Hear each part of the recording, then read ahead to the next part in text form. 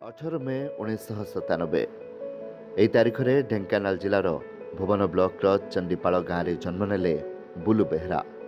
ପିତା କୁଳମଣି ବେହେରା ଜଣେ ସାଧାରଣ କବାଡ଼ି ବେପାରୀ, ମା ଜିତା ବେହେରା। ଏକ ସାଧାରଣ ଗୃହ, 4 ଭାଇ ଭଉଣୀ, ସଂଘର୍ଷମୟ ପରିବେଶ ଏ ଥିଲା ଏହି ପରିବାରର ତାଙ୍କର ପୃଷ୍ଠଭୂମି। ପରିବାରର ଅର୍ଥନୈତିକ ସ୍ଥିତି ଭାରି ଦୁର୍ବଳ ଥିଲା, କିନ୍ତୁ ବୁଲୁଙ୍କ ମନରେ ଥିଲା ଏକ ଅନ୍ତର୍ନିହିତ ଆକାଂକ୍ଷା, ଶିଖିବାର ଆକାଂକ୍ଷା, ସେବାର ଆକାଂକ୍ଷା। ସେ ତାଙ୍କ ପ୍ରାଥମିକ ଶିକ୍ଷା ଚଣ୍ଡିପାଳ ପ୍ରାଥମିକ ବିଦ୍ୟାଳୟରେ ସମ୍ପନ୍ନ କରି ପଞ୍ଚମ ଶ୍ରେଣୀରେ ପ୍ରବେଶିକା ପରୀକ୍ଷାରୁ ଉତ୍ତୀର୍ଣ୍ଣ ହୋଇ ଜବାହର ନବୋଦୟ ବିଦ୍ୟାଳୟ ସରାଙ୍ଗରେ ତାଙ୍କର ଆଗାମୀ ଶିକ୍ଷା ଗ୍ରହଣ କରିବାକୁ ଗଲେ। ସାଙ୍ଗରେ ନିଜର ଅନ୍ତର୍ନିହିତ ଆକାଂକ୍ଷା ସହ ପରିବାରର ଅଭାବ ଅନଟନ ମଧ୍ୟରେ ଦେଖିଥିବା ସ୍ୱପ୍ନକୁ ମଧ୍ୟ ନେଇକି ଗଲେ। 2007ରୁ 2015 ଯାଏଁ ସେଠାରେ ସେ ଶିକ୍ଷା ଗ୍ରହଣ କରି ଜୀବନର ମୂଳ ଭିତ୍ତି ନିର୍ମାଣ କଲେ।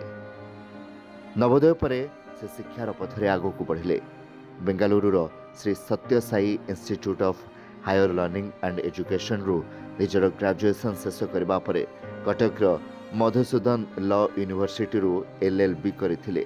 ଏଭଳି ଶିକ୍ଷା ବଢ଼ିବା ସହିତ ବାପାଙ୍କ ଆର୍ଥିକ ସ୍ଥିତି ଆହୁରି ଅନାଟନ ଆଡ଼କୁ ଗତି କରୁଥିଲା।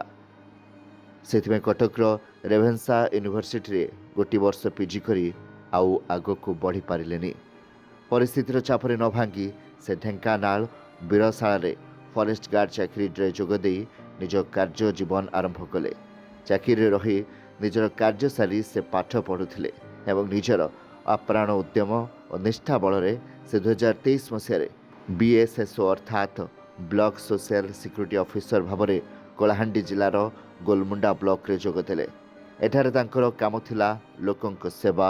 ତାଙ୍କ ହୃଦୟ ଥିଲା ସଦାସର୍ବଦା ଲୋକମାନଙ୍କର ଉନ୍ନତି ପାଇଁ ଚିନ୍ତାଧାରା। ସମୟ ସହ ଗାଁ ମାଟିର ଆଉ ରୁଗୁଣା ମାଆର ଡାକରେ ସେ ଟ୍ରାନ୍ସଫର ନେଇ ଆସିଲେ ସୁକିନ୍ଦା ବ୍ଲକକୁ।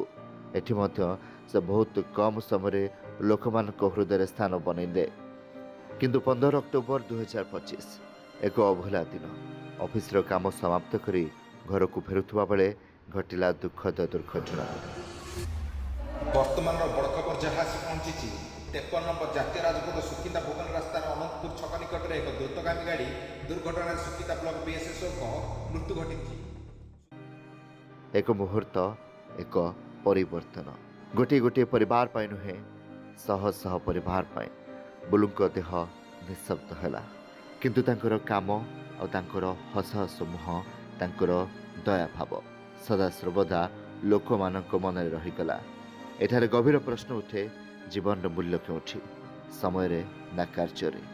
ବୁଲୁଙ୍କ ଜୀବନ ଆମକୁ ଏହି ଉତ୍ତର ଦେଇଥାଏ ଯେ ଜୀବନର ମୂଲ୍ୟ କର୍ମରେ ଓ ଲୋକମାନଙ୍କ ହୃଦୟରେ ଥାଏ। ସେ କେବଳ ବର୍ଷ ଗଣନାରେ ସଙ୍କୁଚିତ ନୁହେଁ। ଏହି ମାଟି ଆଜି ମଧ୍ୟ ତାଙ୍କ ପଦଚିହ୍ନକୁ ଅନୁଭବ କରୁଛି। ଏହି ମାଟି ତାଙ୍କୁ ଶ୍ରଦ୍ଧା ଓ ସମ୍ମାନ ଦେଉଛି। ଏକ ପୁଅକୁ, ଏକ ଅଫିସରକୁ, ଯିଏ ଏ ଜୀବନରେ ନିଜ କର୍ମ ଓ ନିଷ୍ଠା ଦ୍ୱାରା ମାଟିକୁ ଗର୍ବିତ କରିଗଲା।